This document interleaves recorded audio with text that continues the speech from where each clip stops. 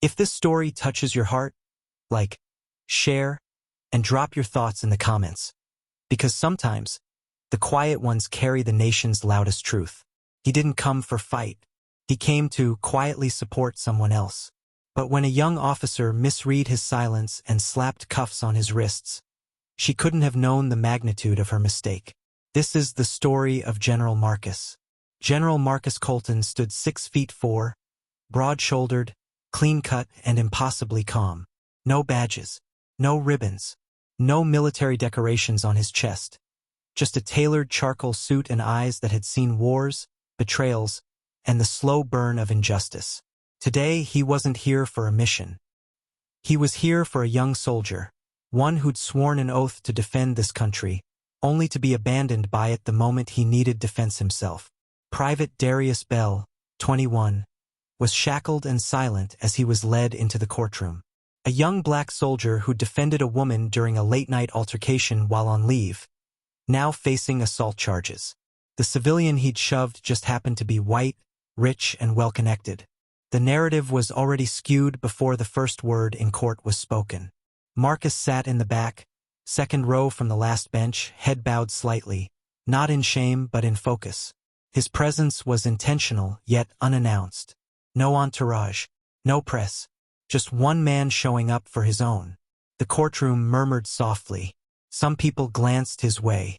His size made him hard to ignore, but it was his silence that made people uneasy. He wasn't like the rest of the crowd. There was a gravity about him that unsettled those looking for a familiar hierarchy.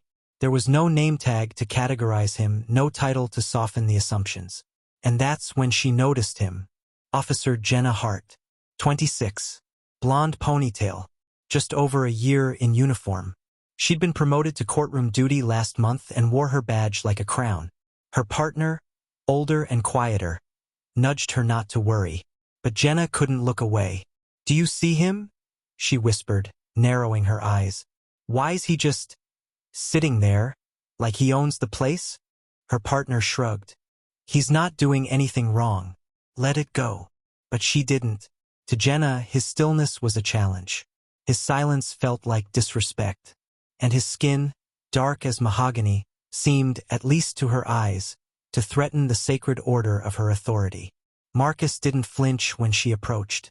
She walked straight up to him, boots echoing sharply across the floor. "Excuse me, sir.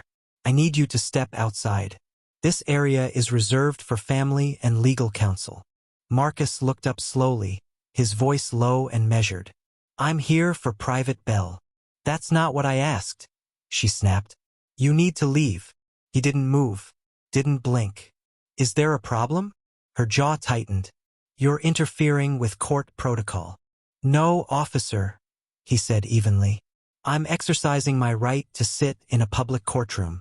Jenna's cheeks flushed. Her hand hovered near her baton. "You're obstructing a court officer. I need you to step back now." His eyes didn't move. "You don't know who I am, do you?" That was the moment. Not the slap. Not the phone call. This moment, where arrogance met silence and mistook it for weakness, was the real beginning. The judge glanced over but said nothing. Darius, still shackled, looked back and widened his eyes at Marcus, silently begging him to de-escalate. But Marcus wouldn't yield to noise. He didn't wear his stars on his collar. He carried them in his spine. And the court had no idea that the man they were about to humiliate was one phone call away from making the walls shake. Power doesn't always speak first, but it always answers last. Officer Jenna Hart didn't wait for backup. Her eyes locked on Marcus like a predator who'd mistaken nobility for defiance. She had the badge, the belt, and the full weight of courtroom ego on her side. And in her mind, that made her untouchable. She reached for Marcus's arm. "I said, get up," she snapped, louder this time, drawing the attention of the entire courtroom. Marcus didn't move. His voice came out steady, deliberate. "Officer, take your hand off me." That's when she lost control. With her ego simmering and her authority fraying in public, she did the unthinkable. In a single reckless motion, she slapped the coffee cup from Marcus's hand, sending it crashing to the floor, and followed it with a stinging slap across his face. Gasps echoed through the courtroom like gunfire. The judge looked up, startled. The defense attorney froze mid-sentence. Darius, still shackled in front of the court, turned his head slowly. His eyes filled with disbelief and horror. Marcus didn't flinch. He stood up with mechanical precision, towering over Jenna, yet refusing to intimidate. A thin line of silence fell over the courtroom, so heavy it felt like pressure in the chest. And then, calmly, Marcus reached into his jacket pocket. Not for a weapon, not for an ID, but for a simple black smartphone. He held it to his ear. "Colton," he said flatly, "I'm going to need a courtesy breach at the 7th District Courthouse. One officer made physical contact, civilian environment. No escalation necessary, but bring them. Full flag." Jenna blinked. "Wait, Colton?" He didn't answer her. She reached for her radio. "We've got a situation, possible impersonator, threatening protocol. I need someone down here now."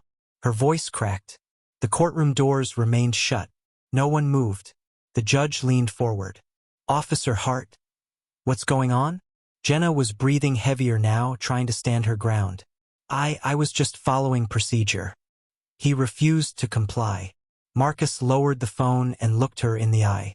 "You put your hands on a federal officer," he said. She shook her head, lips trembling. "There's no way you're—" But she couldn't finish the sentence, because the doors behind them creaked open. First came two sharp-dressed men in dark navy suits. Military pins. Clean posture. Their eyes scanned the room like they were trained to read people under fire. Then came the boots. 3 U.S. military police officers, fully uniformed, stepped into the courtroom with surgical precision. The kind of entrance that wasn't loud, but felt deafening. One of the men stepped forward, scanning the room. "Where is General Marcus Colton?" Dead silence. The judge stood up slowly. I believe there's been a misunderstanding." Jenna's mouth dropped open. Her fingers trembled as she looked back at Marcus, realization sinking in like acid. "I didn't know," she whispered. Marcus didn't gloat. He didn't move. He simply turned toward the arriving personnel and gave a slight nod. One of the MPs turned to Jenna. "Ma'am, you need to place your weapon on the bench and step aside." She hesitated. "Now." Jenna set her weapon down, her confidence leaking from her frame. Her hands, once firm and arrogant, now shook like the first night out of the academy. The judge tried to speak again, but Marcus raised a hand. Not to command, but to silence the noise. He looked at Darius. He looked at the courtroom. And he said calmly, "Let's resume the hearing. The boy came here for justice. And so did I. Justice delayed is injustice denied. Justice disrespected? That's war." The courtroom didn't breathe. The silence wasn't peaceful, it was petrified. The MPs had taken positions at each corner of the room like they were securing a hostile zone. But there were no raised guns, no threats, just an overwhelming aura of discipline and silent force. Every eye flicked back and forth between General Marcus Colton and the Pentagon officials now in the room. Officer Jenna Hart stood frozen in place, her hand still hovering above the bench where she'd laid her weapon. Her badge felt like it weighed 1,000 pounds now. Marcus remained still, like a storm inside glass. He wasn't there for revenge. He was there for respect, both for himself and the soldier still chained like a criminal at the center of the room. The first Pentagon envoy stepped forward. His voice was smooth, professional, unshakable. "Your Honor, I am Major Reese Talbot, JAG Corps. We are here on urgent instruction from the Department of Defense. We believe there has been an unlawful assault on a superior officer in federal jurisdiction." The judge swallowed hard. "Major Talbot, this is a civilian courtroom. I wasn't informed." Talbot held up a file. "Here is General Marcus Colton's active service record, credentials, and jurisdictional clearances. He is a 3-star general currently assigned to the U.S. Army Cyber Command, Special Ops Advisory Board, and National Security Joint Council. Your officer laid hands on him. We have it on video." The judge turned pale. Jenna looked like she wanted to disappear. And then Marcus finally moved. He walked, slowly, silently, toward the defense table where Private Darius Bell sat. He looked at the young man, still shackled, still wearing orange, still humiliated by the same system that had sworn to protect him. "I taught this man to fight with honor," Marcus said, his voice like gravel wrapped in silk. "I taught him to protect women, protect his nation. And today, this courtroom decided to punish him for doing both." He turned to the judge. "Shall we talk about why we're really here?" The prosecutor stood up in protest. "This is outrageous. He's turning a simple case into a media spectacle." Major Talbot didn't blink. "Would you like to see the footage, counselor?" The judge leaned forward. "Footage?" Talbot turned to one of the uniformed MPs, who approached with a tablet. "The Pentagon reviewed body cam and surveillance footage of the alleged assault involving Private Bell. Our findings confirm that the civilian initiated the conflict by verbally harassing a young woman. Private Bell stepped in only after the man grabbed her. His actions were defensive, within code, and protected by the Uniform Code of Military Justice." Jaws dropped across the courtroom. Marcus didn't gloat. He didn't smile. He simply looked at the judge and said, "So, are we ready to free my soldier?" The judge wiped his brow. We need to recess. This is moving fast." Marcus stepped forward. "It's already too late for that, Your Honor." Another Pentagon officer stepped into the courtroom, this one in full regalia, flanked by press officers now pouring through the hallway. Cameras were being held back, but the word had already leaked. A general had been assaulted by a cop in court, and the Pentagon had responded. The room wasn't a courtroom anymore. It was a lesson. Jenna, trembling, muttered, "I didn't know. I was just doing my job." Marcus looked at her, dead in the eyes. "No, you were doing your damage. Sometimes the badge you wear isn't protection. It's a mirror." Officer Jenna Hart sat alone outside the courtroom chambers, head in her hands, the polished brass of her badge now dull in her lap. The hallway that once echoed with her confidence now drowned in a silence she couldn't escape. Behind her, the courtroom continued like a machine she jammed with one fatal decision. Every shout, every gavel strike, every distant murmur felt like it carved deeper into her ribs. She hadn't just slapped a man. She had slapped a general, a hero, a living embodiment of the values she claimed to defend. And worse, she'd done it in front of the world. She stared at her trembling hands, hands trained to de-escalate, to serve, hands that, instead, reacted with unchecked bias and rage. In the moment, she saw only a tall, silent black man who wouldn't comply. She didn't see the 3 stars tucked into his spine. She didn't hear the history echoing behind his silence. She didn't care to. And now the Pentagon had arrived. The press was waiting like wolves outside the courthouse. Her precinct had already called. Internal affairs would follow. Her career was not just in jeopardy, it was already dead. But what haunted her most wasn't the fallout. It was the look in Marcus Colton's eyes. He hadn't been angry. He hadn't even been disappointed. He had been calm. And that was what crushed her. Inside the courtroom, the judge ordered Private Darius Bell's shackles removed immediately. He stood tall for the first time in hours, rubbing his sore wrists as he stared at the man who had changed everything. "Sir," he whispered. Marcus turned to him. "At ease, soldier. The war's over in here." Darius saluted him, not out of obligation but reverence. A tear escaped down his cheek. He had come into this room a criminal and was now leaving it a soldier once again. But the moment of celebration was short. Major Reese Talbot handed the judge a second file. "We are submitting a formal complaint against Officer Jenna Hart for excessive use of force and racial profiling under federal code. She will be held accountable through appropriate channels." The judge nodded solemnly. "That's fair. Necessary, even." Talbot added, "The Department of Defense will also be conducting training seminars across the precinct to ensure this never happens again." Marcus raised a brow. "And what about the silence?" The judge blinked. "Pardon." Marcus stepped forward. No one in this courtroom stopped her. Not the bailiff. Not her partner. Not even you, Your Honor. Why? The judge opened his mouth but couldn't find a sentence. That silence cost more than dignity, Marcus continued. It endangered a soldier. It disrespected a general. But worse, it told everyone watching that injustice has a seat in this room, and no one dares challenge it. The room went still again. Do you understand what that costs the people who look like me? The judge said nothing, because what could he say? Back in the hallway, Jenna stood when she saw Marcus walking out of the courtroom, followed by Darius and the Pentagon officials. Cameras flashed. Reporters shouted. She stepped in front of him, shaking. General Colton, sir. I made a mistake. I wasn't trained for someone like you. He stopped. He studied her. And then he said quietly, that's the problem. You should have been. He didn't wait for a response. He walked past her like she was a page in a chapter already closed.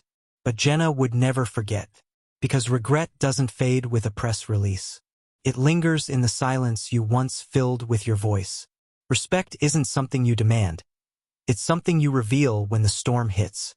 The courthouse steps were swarmed. Flashes burst like fireworks as General Marcus Colton descended them in full stride, flanked by Pentagon officials and Private Darius Bell walking freely at his side. The moment felt bigger than law, bigger than one courtroom's reckoning. It was history answering back. Reporters screamed questions. General Colton, will you press charges against the officer? Was this racially motivated? Is the Pentagon investigating the entire court system? Marcus paused at the foot of the stairs. He raised one hand, and silence rippled like a wave. I didn't come here to be seen, he said, voice steady. I came here to stand up for a soldier, one they tried to bury in orange instead of medals.